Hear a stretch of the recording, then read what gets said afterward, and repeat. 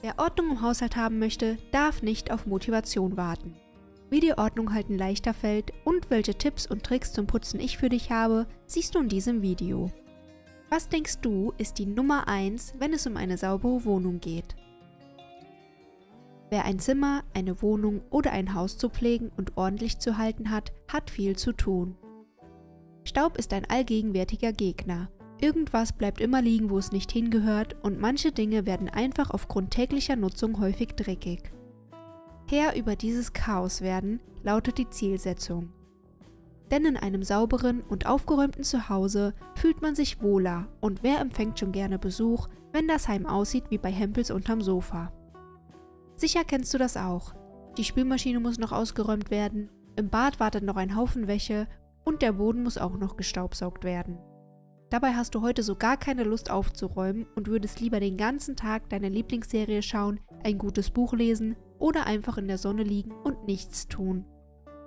Um dir dein Leben ein bisschen leichter zu machen, habe ich dir daher meine besten Tipps und Tricks möglichst verständlich und motivierend zusammengetragen, damit du direkt nach dem Video den Motivationsschub nutzen und dein Heim wieder zum Glänzen bringen kannst. Wenn du mehr Tipps, Tricks und Einblicke von mir rund um die Themen Haushalt, Minimalismus, Achtsamkeit und/oder das Leben allgemein sehen möchtest, freue ich mich sehr über ein Abo von dir und zeig mir auch gerne, ob dir das Video gefällt, indem du mir einen Daumen nach oben dalässt. Durch dein Feedback kann ich meine Videos noch besser machen und dir damit noch besseren Input bieten. Vielen Dank und damit springen wir auch schon zum ersten Tipp. Wenn sich mal wieder viel angestaut hat und rumsteht, räume erstmal das Gröbste weg. Eimer, Wasser und Putzlappen können erstmal warten. Das Wichtige in diesem Moment ist, die schlimmsten Dinge geregelt zu bekommen. Und sobald alles auf seinen Platz verstaut ist und es keine Chaosherde mehr gibt, sieht das Ganze schon viel besser aus. Wenn dann alles frei ist, kann man am Ende einmal alle Oberflächen zusammenwischen. Das hat eine große Wirkung und bringt dich in Schwung weiterzumachen. Tipp Nummer 2 lautet, sich To-Do-Listen zu machen. Manche hassen sie, manche lieben sie, wieder andere interessiert das gar nicht, weil sie keinen Sinn darin sehen. Ich für meinen Teil bin ein großer Fan von To-Do-Listen, unter anderem, weil ich das Gefühl des Erfolgs mag, wenn ich etwas abhaken kann. Wenn du das für Hokuspokus und unnötig hältst, lege ich dir die Liste aus einem anderen Grund ans Herz. Die Zeit, die man für das Schreiben aufbringen muss, holt man später wieder rein.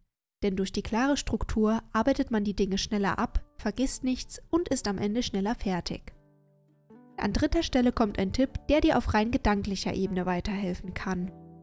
Denke daran, wie schön deine Wohnung danach aussieht und wie gut und wie wohl du dich fühlen wirst. Daran gedacht ist die Wohnung schon halb sauber. Ein weiterer Tipp, den sicher viele nachempfinden können, ist es, an spontanen Besuch zu denken. Falls dir der Gedanke an kurzfristigen Besuch nicht genug Kick und Elan gibt, um wirklich anzufangen, lade dir tatsächlichen Besuch ein. Der Gedanke, diesen in einer unordentlichen Wohnung empfangen zu müssen, wird euch sicher genug Motivation geben, die Wohnung etwas auf Vordermann zu bringen. Halte dir immer vor Augen, dass du sowieso irgendwann aufräumen und putzen musst und dass es dir zahlreiche Vorteile bringt, direkt anzufangen. Es ist nicht zu viel auf einmal, du bist schneller fertig und egal was du danach tust, du tust es mit dem guten Gefühl, bereits Ordnung gemacht zu haben. Der 6. Tipp ist, deine Lieblingsstellen zuerst aufzuräumen. Auch wenn du so gar keine Lust hast, etwas zu machen, so ist die Wahrscheinlichkeit doch hoch, dass du anfängst, Ordnung zu schaffen, wenn es dir um deine Lieblingsorte geht. Denn wenn du diese einfach versauern lässt und nicht pflegst, dann werden sie dir irgendwann nicht mehr so gut gefallen. Und wenn du einmal damit angefangen hast, dann ist es leichter, gleich weiterzumachen. Ein weiterer Tipp ist es, erst einmal alles vom Staub zu befreien, bevor man sich ans Wischen macht. Eine der Sachen, die ich wirklich abscheulich finde, ist es, ständig zwischen Staublappen und nassen Lappen zu wechseln und noch schlimmer finde ich, nass zu wischen, wo noch Staub liegt. Dieses Hin- und Hergeschiebe von Staub in immer größer werdenden Staubfusseln ist einfach schrecklich.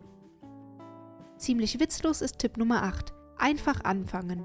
Klingt einfach, klingt blöd, klingt wie ein Witz, aber es stimmt, der Anfang ist das Schwerste und sobald das Schwerste überwunden ist, wird es leichter. Dieser eine Moment, in dem man den Schweinehund überwinden muss, vor dem man sagt, okay, noch eine Minute entspannen, dann fange ich an und dann genießt man eine Minute und dann springt man auf und geht los zum Putzschrank und fängt an. Das ist der Schlüssel zum Erfolg. Und zu guter Letzt Tipp Nummer 9. Erstelle dir einen Putzplan. Ein Putzplan hilft dir, Routinen aufzubauen und Routinen helfen dir, auch ohne Motivation diszipliniert zu bleiben und Erfolg zu haben. Auch im Haushalt. Diesem Thema habe ich ein ganzes Video gewidmet, das dir hoffentlich weiterhelfen wird. Ich habe es dir gleich am Ende des Videos verlinkt. Ich hoffe, es hat dir gefallen. Falls ja, schreib mir doch gerne einen Kommentar, was dein ultimativer Geheimtipp für mehr Motivation im Haushalt ist. Mit einem Klick rechts kommst du zum Putzplan, links geht's weiter zu einem anderen Video von mir. Mach's gut und bis zum nächsten Mal. Tschüss!